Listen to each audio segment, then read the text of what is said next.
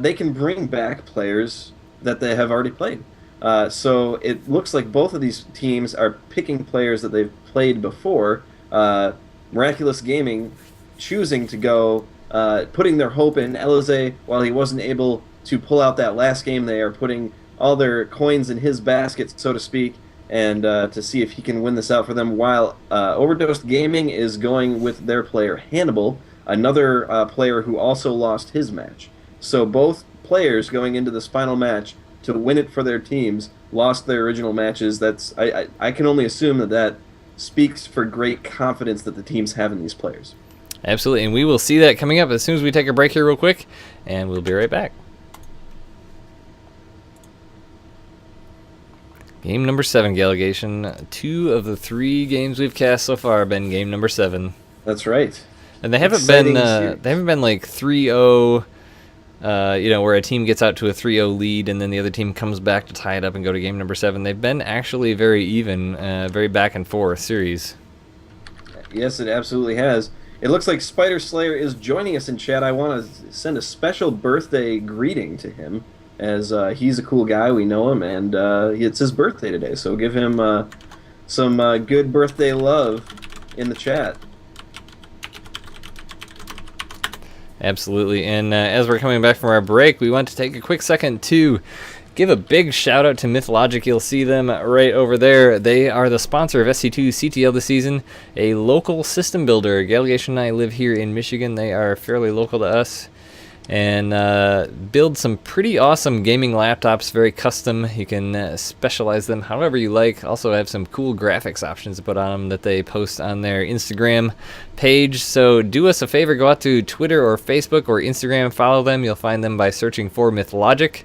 Also, it would be a super duper gratitude, and I would appreciate it as well as Gallegation and the founder of SC2CTL, Troy, if you would go out to Twitter and compose a new tweet and tweet that out to @MythLogic and give them a big thank you for sponsoring SC2CTL. Be sure to tag SC2CTL and @WingnetSC and @Gallegation. We would appreciate that very much. Lets them know that you are watching and you care, that they are they're really helping us out a lot to make this league awesome with their sponsorship.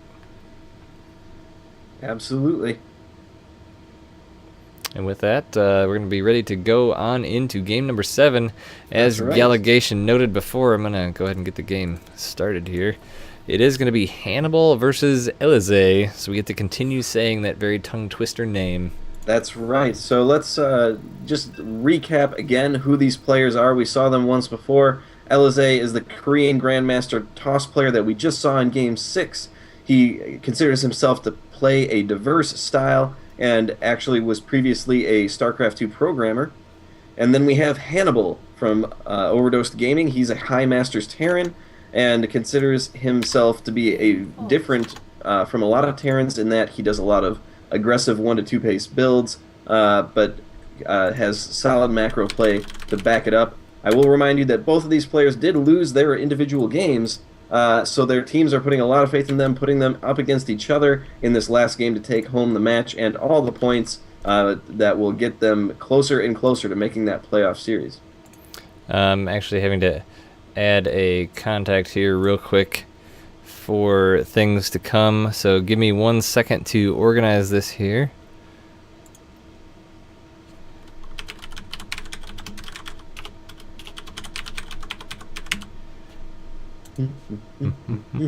Important things. Important things.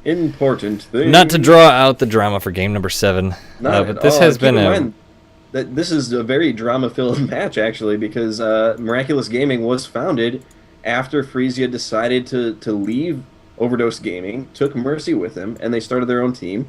And now in the first match that they play for this league, they go up against each other.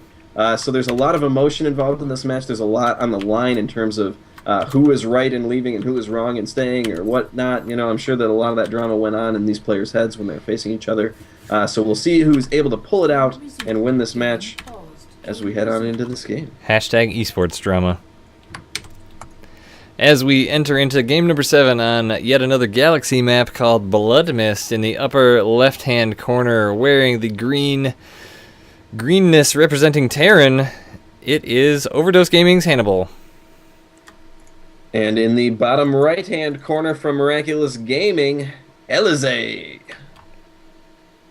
I'll give a big shout out to Cold Case 187 in chat. We appreciate your comments. The biggest gratitude you can give us is go out on Twitter and follow at SC2CTL, at WingNetSC, and at Gallegation. Keep yourself updated about upcoming programming. We will be here twice per week on Tuesday and Thursday, 8 p.m. Eastern, casting these games of the SC2CTL. And so far, they have not disappointed. This is our second week, third broadcast of the season, and it's been pretty exciting, and we're glad to be back for season number 2 for sure. Oh, absolutely. We're definitely glad to be a part of SC2CTL. It's been a grand blast of a time, and we are just getting into season number 2. There is also many more games to check out for the remainder of the season. There's at least 8 more weeks, not to mention whatever happens for finals and things like that, so stick around. There's going to be tons of StarCraft action coming your way.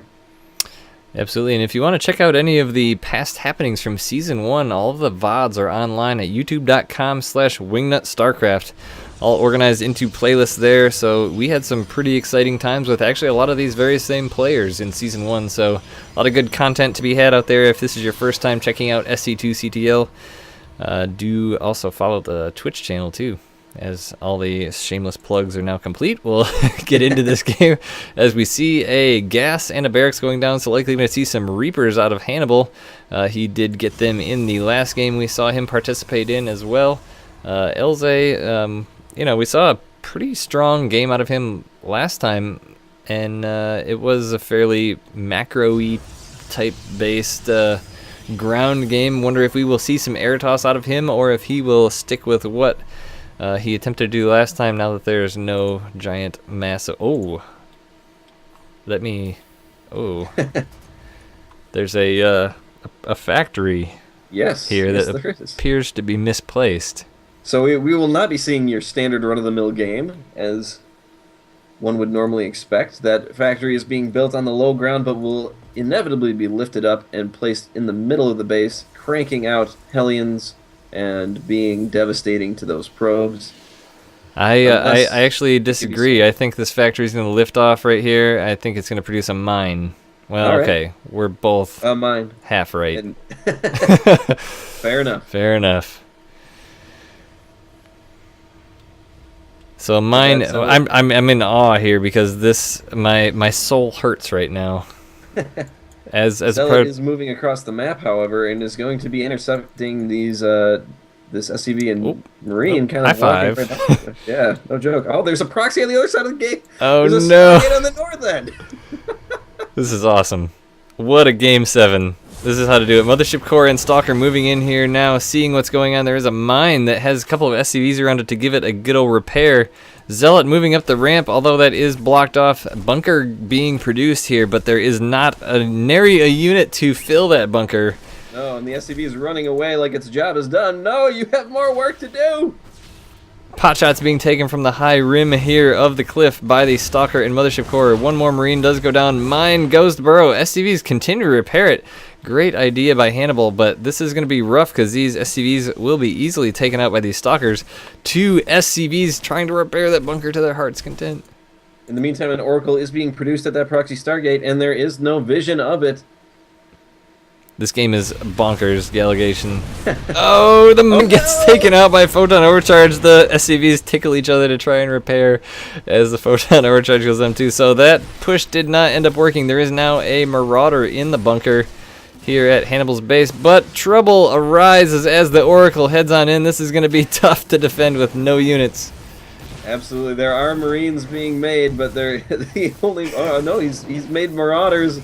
Oh no, he can do nothing about this. The SCVs are forced to run for their lives. So Hannibal definitely put the check onto Elze, and Elze says, "Checkmate! I have an Oracle in your base." But there is another mine here that's been produced out of this factory, which eventually did fly up to the top of the cliff as the Oracle continues to do damage to these. And both of those mines barely get burrowed. Oh, but they do take out the Mothership Core and a Stalker, so they are getting their jobs done, but that factory does fall. Those mines will not be able to unburrow, though, with any units nearby, and they will have to burrow very, very carefully, as even a zap from a probe will be able to take them out quite easily. But he does move them into the mineral line. A probe does get one zap, does kill one mine, but there are 2 mines still remaining. Ah, it's so... No mining able to be happening here from Hannibal, as he does inch that mine ever so much closer. Now is very successful in getting it. Oh, 1 probe is killed. Wow, this is quite the game here, Gallegation. Oh, but now he's got the revealing done by the Oracle. Is going to be able to take out that mine. The other one goes scurrying away, and that's going to be the end of the aggression here from Hannibal for the time being. I still forget so many times that Oracles can do that. That is such a fantastic feature to have as Protoss. 2 Oracles on the north side just kind of hanging out, and now they are being spurred into action. There is really not a whole lot left up here, as there are only 3 SCVs remaining and a single mule. They are running for their lives, but the Oracle smells blood. Yeah, he's just kind of doing a happy dance around there as he's waiting on energy to come back. Not a lot he can do. Well, at least the SCVs are going to hang out in the bunker here for a bit, just to hold on this game. Not a lot that Hannibal can do, as you can see. Oh, a couple shots. Oh, okay. Now we're going to build a nexus next to the command center. Do a reverse planetary fortress rush potentially. Well, he's going to try, but the probe did get killed on its way over to do the job. But it's in chat, clear Nick that Boy LSA says you got Protossed. Indeed. The Marauders moving forward, but that's it. GG, well played. So congratulations to Miraculous Gaming in edging out this series in what was to be. I was quite honestly strapping in for another game that has pushing back and forth when I was pretty sure I was pretty deep into thought when I saw that factory there and just completely lost it all. Only then to find yet a second proxy going down the other side of the map, which turns out to be exactly the correct response to a proxy factory. That worked out quite well, especially when you're forcing out Oracles very quickly. They will get that revealing done, and those mines aren't going to stand a chance against that. Absolutely. I agree with Troy is saying with the chat. This is skill. Best series of the season. Yes, we do appreciate the great games from Overdose Gaming and Miraculous Gaming. We are going to have a interview lined up.